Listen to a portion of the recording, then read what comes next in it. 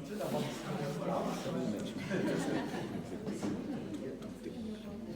Je suis aussi pas habitué d'avoir une info, puis pas habitué d'avoir à lire les choses, mais je n'avais pas de chance. Actuellement, j'improvise. Je vais lire ce qui est écrit ici. Je vais prendre ma bulle à écrire avec ça. Pour m'aider à écrire mon hommage, j'ai ressorti du fin fond de mon sol. C'est une boîte que mon père avait faite pour mon arc et mes flèches, parce que je faisais du tir à l'arc à l'époque. Puis à cette époque-là, ben, je commençais à être adolescent, puis je ne l'ai pas remercié à sa juste valeur. Ce n'est que par la suite que je me suis rendu compte qu'il avait fabriqué ça pour moi, en pensant à moi, sans même que je lui demande. C'était sa façon à lui de me dire qu'il m'aime et qu'il veut mon bien. C'était pas facile pour lui de le dire et même de montrer ces choses-là. Cet instant magique, je ne l'ai pas vu passer à l'époque et je dois aujourd'hui dire merci de tout mon cœur pour tous ces instants que je n'ai pas pu saisir. Étienne m'a légué cette boîte qui témoigne de tout ce que j'ai pu hériter de lui, sa grande intelligence, son immense générosité, son habileté manuelle. Mon père ne parlait pas beaucoup de lui. J'ai pas beaucoup d'informations à propos des 32 ans qu'il a vécu avant ma naissance. J'ai appris tout récemment qu'il avait sauté sa 3e année, je ne le savais pas avant, et qu'il avait failli recevoir un prix prestigieux. C'est ma tante, en tout cas, puis il y avait eu un cas de favoritisme, c'est pour ça qu'il ne l'a pas eu.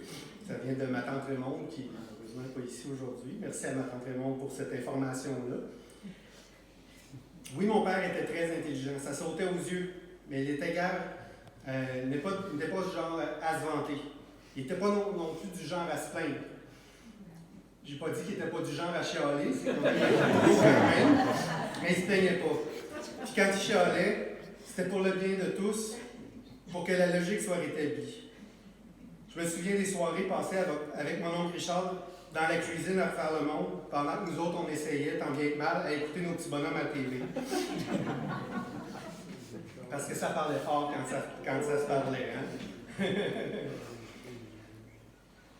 Il nous a légué à ses enfants son intelligence, sa capacité d'avoir une vue globale sur la situation.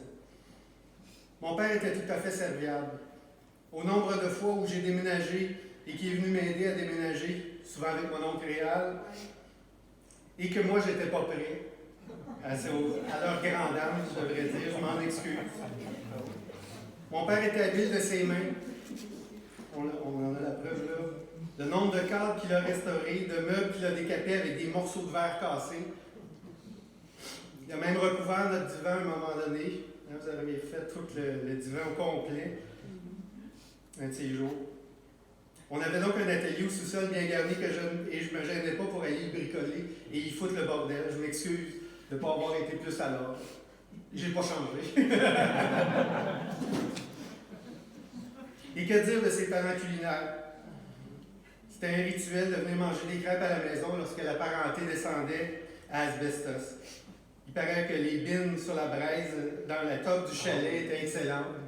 Moi, je ne mangeais rien à l'époque, fait que c'était très difficile, malheureusement, je le regrette aujourd'hui. Mais ce dont je m'ennuierais le plus, c'est le pain. Le pain de mon père, le pain de papa. Mon pain préféré. Étienne n'était jamais content de son pain. Mais c'est toujours ce que je demandais pour déjeuner. J'adorais le pain de mon père.